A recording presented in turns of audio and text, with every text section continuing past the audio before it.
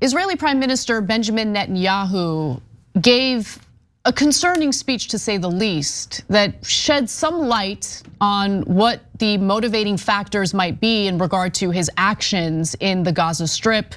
Now, the overwhelming majority of individuals killed in the Gaza Strip by the IDF happen to be Palestinian civilians, many of whom are women and children. They are being told to evacuate half of the Strip, fleeing the north to go to the south, and then the south is bombed.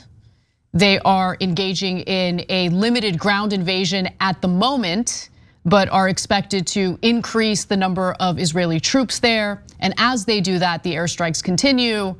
And when you see the lack of concern for the loss of human life, civilian life in the Gaza Strip, one wonders what goes through the mind of a prime minister like Netanyahu. Well, you're about to hear it. Let's watch.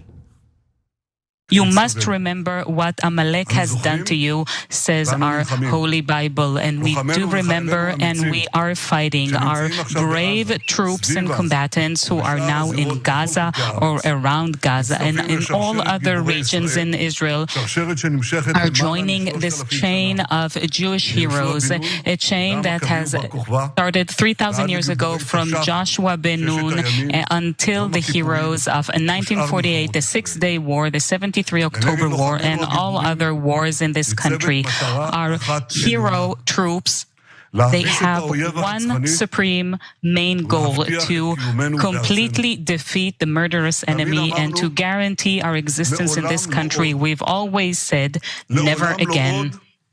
Never again is now.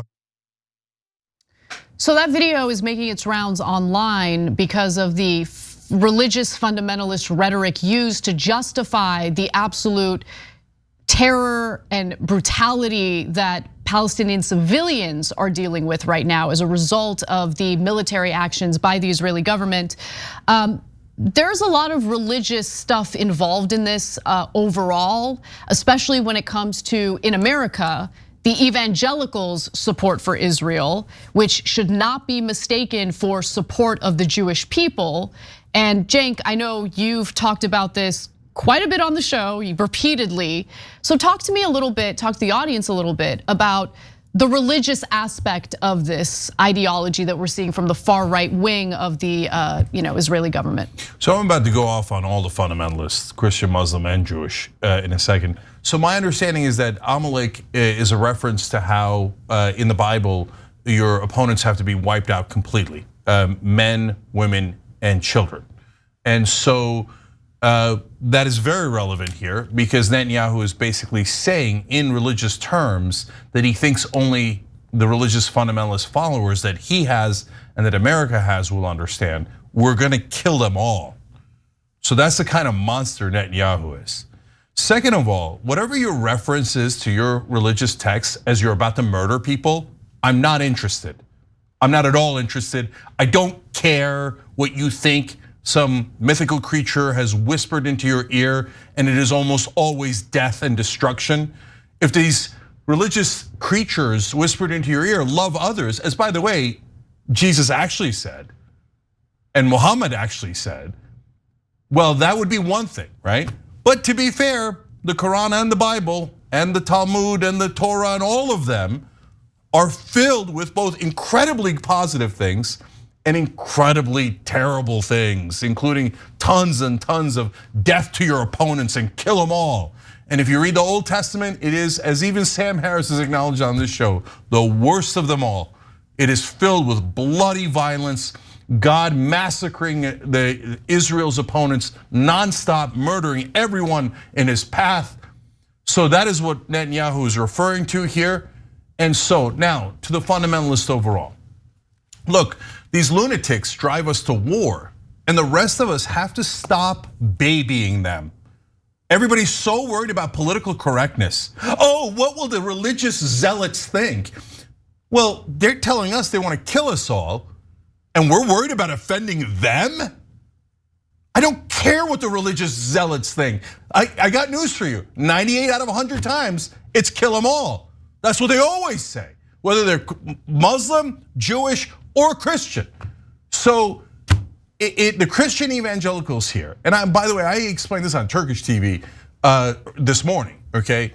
Do not blame Jewish Americans. They got nothing to do with it, okay? It's Christian evangelicals in this country who have this absurd bloodlust for death and destruction in the Middle East. Because some lunatic leader of theirs, not Jesus Christ, not God, it's not in the Bible, it's some end times revelation horse crap that a lunatic American made up here and convinced evangelical Christians, oh, Israel has to be formed. Israel has to take over the West Bank and Gaza Strip. Israel has to destroy Al-Aqsa Mosque. And then there's a giant war. And good news, all the Jews and Muslims die. Yes, said that bloodthirsty monster, and convinced 25% of this country that there should be Armageddon should start in Israel, and it should be put on the heads of all of those Muslims and Jews in that area. Isn't that convenient for Christian fundamentalists here in America, sitting comfortably on their couch, rooting on Armageddon for all of us to die? And by the way, I got news for you.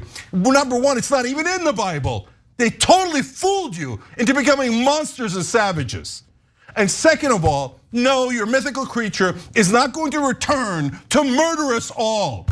And if he does, by the way, I'm not sure he's the good guy.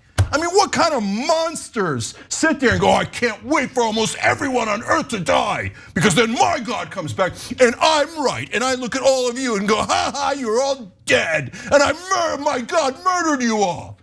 And it's not just Christians. Of course, the Muslim fundamentalists say the same goddamn thing. And they're gonna kill everyone that isn't them. And now the Jewish fundamentalists, the settlers, oh, my Yahweh says that all the Akala or Makala or whatever the frick you have in your stupid thing from thousands of years ago. Oh yeah, he says I should kill all of your children, okay? Can you please find a God that doesn't want to kill us all?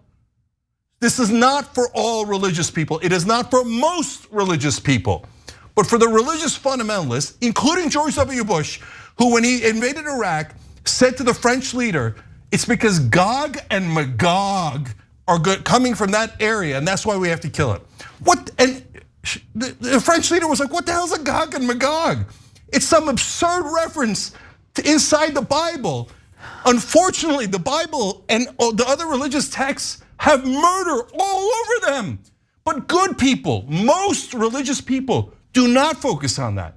They focus on helping the needy, helping the poor, and spreading love like Jesus said on the Sermon on the Mount, like Muhammad said over and over again. But no, the fundamentalists say, I don't want the good parts of religion. I want only the negative, evil, destructive, and death that are in these religious texts. Never listen to religious fundamentalists. They are our enemies. They are the enemies of good people, rational people, loving people.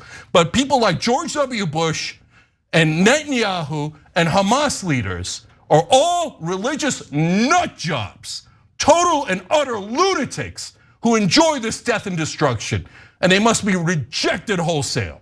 I want to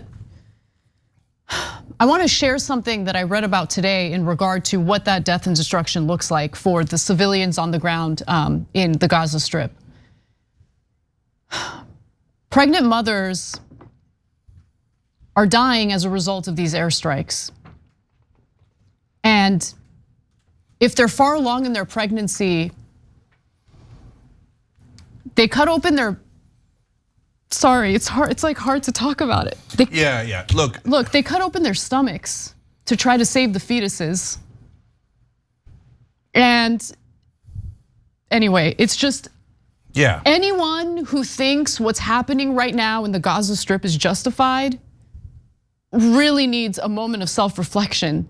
And by the way, if you're a Christian evangelical that's celebrating this because you think it's gonna bring about end times or you get to murder all of us or your deity murders all of us or whatever sick fantasy that you have, and you claim you're pro-life, the babies are gonna die that are in the incubators because they run out of fuel and power. They're all gonna die. There's pregnant ladies, 66 a day, and their lives are in danger. So are you pro-life? Are you pro-life, evangelical Christians? I don't believe you at all. If you're a right-winger and you've been supporting end times and you've been supporting Israel so that all the Jews and Muslims can die, you are not at all pro-life. Sorry if I've offended your precious feelings, but the lives of all of these human beings are 1,000 times more important than your feelings. And don't ever tell me you're pro-life, because you don't care about those babies. You don't care about life at all. All you care about is, oh, one day my God's gonna kill you all. Sick, totally and utterly sick. Thanks for watching the video, guys. We also love it if you hit the join button below, because that makes you a member, and members allow us to be independent, honest. We can be as progressive as we want, no corporate media influence, and that's all because of you guys. We love doing the show with our members. Hit the join button, become one of the Young Turks.